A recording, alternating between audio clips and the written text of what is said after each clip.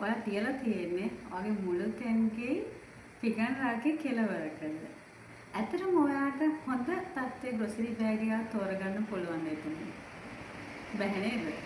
සාමාන්‍යයෙන් හුඟ දෙනෙක් කරන්නේ ග්‍රොසරි බෑග් තවත් එක ග්‍රොසරි බෑග් එකකට දාලා කොහේ හරි බිත්තියේ කෙලවරක ඉල්ලලා තියෙනවා. නැත්නම් අර මම කිව්වා වගේ පිගන් රාගේ කෙලවරක ඉල්ලලා තියෙනවා. ඔය කාරණාව තමයි ඔතනින් එකම ග්‍රොසරි බෑග් එකක්වත් හොඳ තත්ත්වයෙන් අපිට ආරක්ෂා කරගන්න බැහැ. හේතුව කැරපොත්ත ඔතන තමන්ගේ නිජබිමක් කරගන්න නිසා. ඇත්තටම එතනින් ගන්න හැම ග්‍රොසරි බෑග් එකකම කැරපොතු ගඳ එනවා. අපි ආහාර ඇසුරුමක් සඳහා වගේ භාවිතා කරනවා නම් ඒ ආහාරයේ පවා ඔය කැරපොතු ගඳ එන්න බලනවා. ඒක විසඳුමක් විදිහට මම අද කියලා දෙනවා. ඊටමත් පුංචි එකක ග්‍රොසරි බෑග් ලොකු ප්‍රමාණයක් කොහොමද පිරිසිදුවට පිළිවෙලට අර කලින් කිව්වා වගේ කැරපොත්තොන්ගෙන් කිසිම බලපෑමක් නැති වෙන්න අපි තියාගන්නේ කොහොමද කියලා. ඇත්තටම අපි කරන්න ඕන වෙළඳපොලෙන් මිලදී ගන්නා පොලිතීන් ප්‍රමාණය අවම කරන එක. ඒ කියන්නේ ඇසුරුම් දෙනකොට අපි ඒක ප්‍රතික්ෂේප කරනවා නම් තමයි වඩාත්ම සුදුසු. අපි අපේ ගෙදරට ගේන පොලිතීන් ප්‍රමාණය අවම වුණොත් අපේ වත්තට එකතු වෙන පොලිතීන් ප්‍රමාණයත් ඉබේම අවම වෙයි. හුඟ දෙනෙක් පොලිතීන් ටික ඔක්කොම එකතු කරලා පුච්චනවා. ඊට පස්සේ ඉතින් වත්ත ලස්සනට පේනවා තමයි. නමුත් ඔයා දන්නවද අපිත් පරිසරයේ දූෂණය වෙන්න දායක වෙලා. මොකද පොලිතීන් පුච්චනවා කියලා කියන්නේ කාබන් ප්‍රමාණයක් පරිසරයට විමෝචනය වීම. ඒකෙන් සිද්ධ වෙන්නේ හරිතාගාර වායු සාන්ද්‍රණය වැඩි වෙලා කාලයක් යනකොට ගෝලීය උණුසුමත් වැඩි වෙන එක. කියමනක් තියෙනවනේ මිනිසා පරිසරයට අයත් දෙයක් මිසක මිනිසාට පරිසරය අයත් නොවේ කියලා. පුංචි කාලෙත් ඉගෙනගෙන තියෙනවා සියටල් රතු ඉන්දියානු නායක සියටල් තමන්ගේ නිජබිම ඇමරිකානුවන්ට විකුණන එකට අකමැති වෙලා කරන්න දෙයක් නැතුව මේ ලිපියක් ලියනවනේ.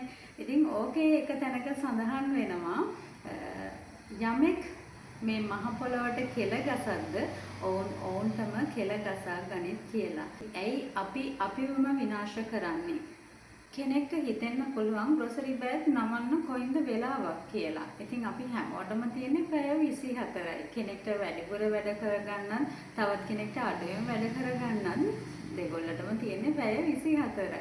ඔයාලට පුළුවන් මේ සඳහා හවස් කාලය වගේ යොදා ගන්න. විශේෂයෙන්ම දරුවෝ පාසල් නිම වෙලා ගෙදර ආවට පස්සේ ඔවුන් සාමාන්‍යයෙන් ඔවුන්ගේ එදා දවසේ සිදුවීම් බෙදා හදා ගන්නවානේ. විශේෂයෙන්ම අම්මත් එක්ක අන්න ඒ වගේ වෙලාවට ඒ අත්දැකීම් බෙදා හදා ගන්න ගමන් කතා බහ කරන ගමන් ඔයාට පුළුවන් දරුවොත් එක්කම පුංචි පැටව ටික වට කරගෙන මේ වැඩේ කරන්න ඔයාට පුළුවන්.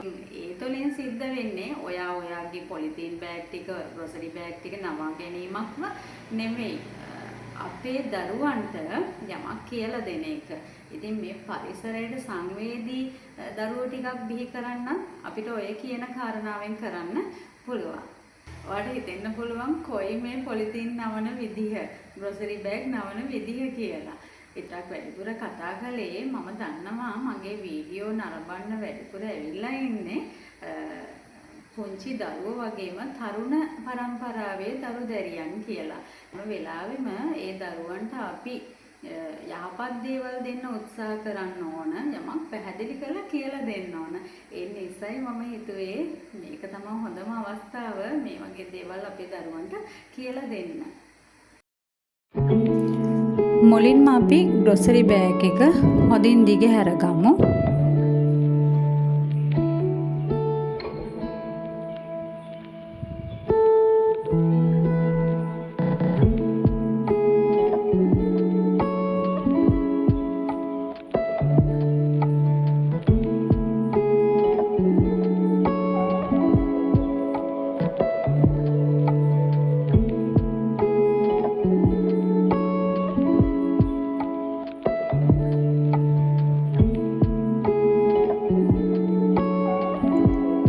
ඊට පස්සේ අපිට ග්‍රොසරි බෑග් එක කොටස් 4කට නවා ගන්න පුළුවන්.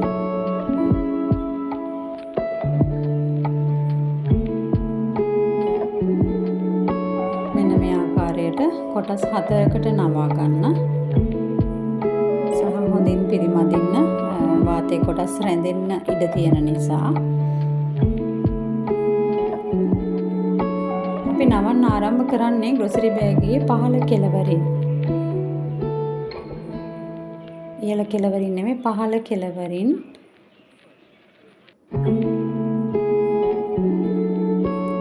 මුලින්ම ත්‍රිකෝණයක් හැඩයට එන විදිහට ග්‍රොසරි බෑග් එක නවන්න ආරම්භ කරන්න. ඊට පස්සේ හොඳින් පිරිමදිමින් හිමින් සීරුවේ නවා ගන්න. හේතුව වාතයේ කොටස් රැඳෙන්න පුළුවන්. එහෙම වුණොත් අපිට නවා ගන්න අපහසුයි.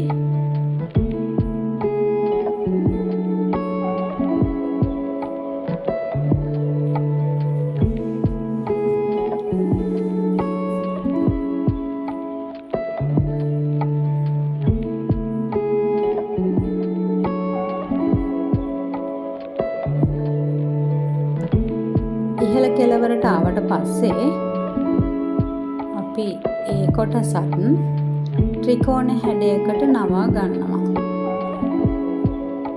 වීඩියෝ එකේ පේන විදිහට ඔන්න ඔය අවසාන කොටස අපි වෙනම ත්‍රිකෝණාකාර හැඩයකට නවාගෙන ඊට පස්සේ ඔයාලට පේන්න තියෙන අර පොකට් එකක් වගේ කොටස සාක්කුවක් වගේ කොටසට ඇතුල් කරන්න. ඊට පස්සේ අපේ ග්‍රොසරි බෑග් එක නවලා අවසానයි. බලන්නකෝ පුංචි ඉඩක තියන්න පුළුවන් වෙන විදියට අපි මේක නවා ගත්තා. අපිට මනලා බලන්නත් පුළුවන්.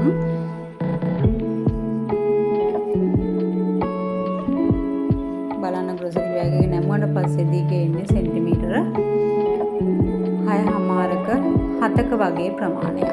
දිග ප්‍රමාණය තමයි දකින්න ලැබෙන්නේ. අනෙක් පැත්ත බැලුවොත් එimhe සෙන්ටිමීටර 5කට ආසන්න ප්‍රමාණයක් තියෙනවා. ඉතින් ඊටමත් පොඩි ඉඩක් මේ තියෙන්නේ. කුඩාම ප්‍රමාණයේ අයිස්ක්‍රීම් ටබ් එකක් ඔයාලට පේනවා. මම ඒකෙත් පෙන්නන්නම්. උස සෙන්ටිමීටර 4ක් වගේ තියෙන්නේ. ඉතින් මේ හතරට මම දැනට දාලා තියෙනවා ග්‍රොසරි බෑග් 5ක වගේ ප්‍රමාණයක්. එතනොත් විශාල වර්ගයේ ග්‍රොසරි බෑග් 3ක් තියෙනවා. මේක ඉතාමත් විශාල ප්‍රමාණයේ ග්‍රොසරි බෑග් එකක් ඔය තියෙන්නේ. මේ තියෙන්නේ ඊට පස්සේ අපි මේකේ දිග පළල බලමු.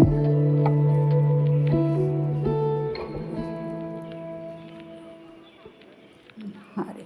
මේ වගේ කුඩා අයිස්ක්‍රීම් ටබ් එකකට අපිට විශාල ප්‍රමාණයක් දාගන්න පුළුවන්. තව බෑග් අපිට 10ක වගේ ප්‍රමාණයක් කිසිම බයක් නැතුව ඔකට දාගන්න පුළුවන්.